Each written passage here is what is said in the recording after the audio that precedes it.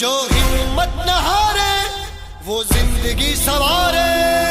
चल दिखा दे सारी दुनिया को तेरी सांसों में भी है आधी। आगे बढ़ा तू अपने कदम, आगे बढ़ा तू अपने कदम।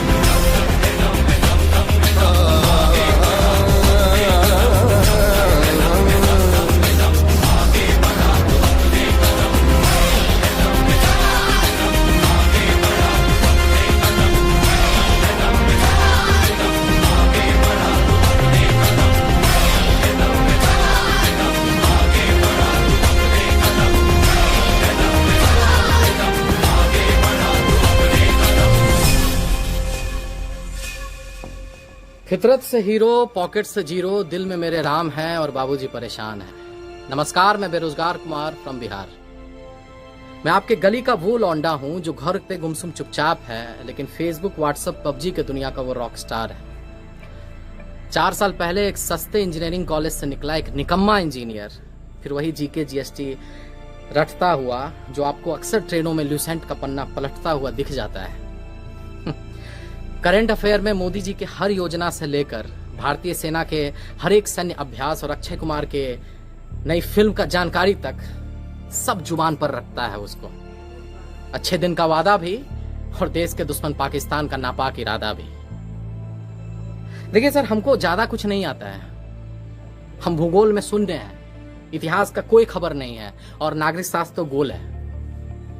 लेकिन उम्र के इस पड़ाव पर एक बात दिमाग में जरूर समझ में आ गया है सर, कि एक उम्र बीत जाने के बाद एक आम बिहारी मिडिल क्लास लड़का के लिए विचारधारा नहीं, नौकरी मैटर करता है। नौकरी, एक अदद नौकरी जिसके मिल जाने से हमारे वजूद पे लगा आवारगी का दाग धुल जाता है, वो सर्फ का चमकार नौकरी।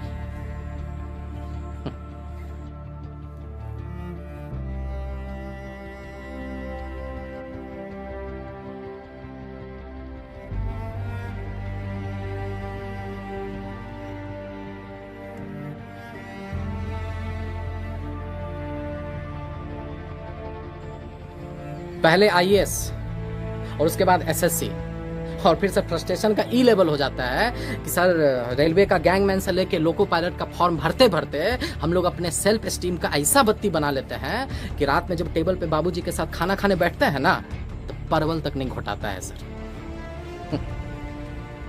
5 ट्रिलियन इकोनॉमी के भारत का सपना दिखाने वाला सरकार सरकार नहीं, जादू है जादू, समझे?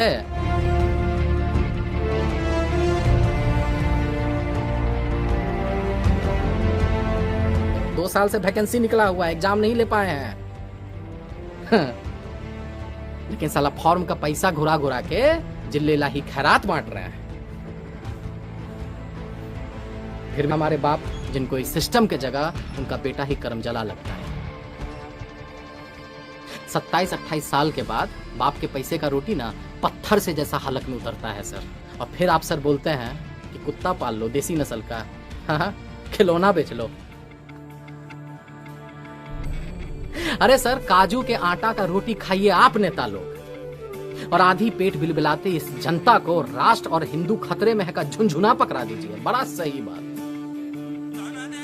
अरे कान खोलकर आप सुन लीजिए कि 3/4 देश का जनता आपके आने से पहले भी हिंदू था और आपके जाने के बाद भी हिंदू रहेगा। काहे कि धर्म कोई फुटबॉल नहीं है कि राह पे चलता हुआ कोई इंसान इसको किक मार के निकल जाए। अरे आपको बड़ा शिद्दत और बड़ा उम्मीद के साथ हम लोग लाए थे कि आप सिर्फ हिंदू सम्राट नहीं, भारत सम्राट बनिएगा, युवाओं के दिल का सम्राट बनिएगा, युवाओं का दर्द समझिएगा। लेकिन जब सरकारी नौकरी के साथ साथ रेलवे स्टेशन तक बिकने लगे, जब 3 महीना में 18 करोड़ युवा अपना रोजगार खो दे, और जब विश्व में 4था नंबर पर अंबानी पहुंच जाए, तब लगता है सर कि दाल में कुछ न कुछ तो काला जरूर है। टीवी पे मरने वाले एक्टर के लिए जस्टिस का शोर तो है, लेकिन साला भारत के कोने कोने में लाखों युवाओं के एक अदद नौकरी पाने का सपना बढ़ती उम्र के साथ जो हर रोज मर रहा है, उसके लिए किसी को घंटा फर्क पड़ता है, उसके लिए कहीं कोई शोर नहीं है। हमको पता है आपको बहुत बुरा लग रहा होगा सुन के, एकदम परपरा के लग रहा होगा, लेकिन क्या कीजिएगा सर? अरे क्या कीजिएगा?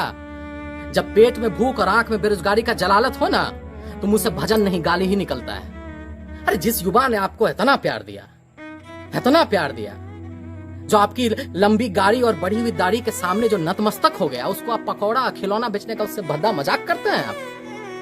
अरे आप तो गुजराती हैं ना सर, आपको तो पता होगा कि इस मुल्क में एक रेडी लगाने के लिए पुलिस वाले को कितना चंदा और हफ्ता देना पड़ता है, और तब आप बोलते हैं कि आत्मनिर्भर बनो।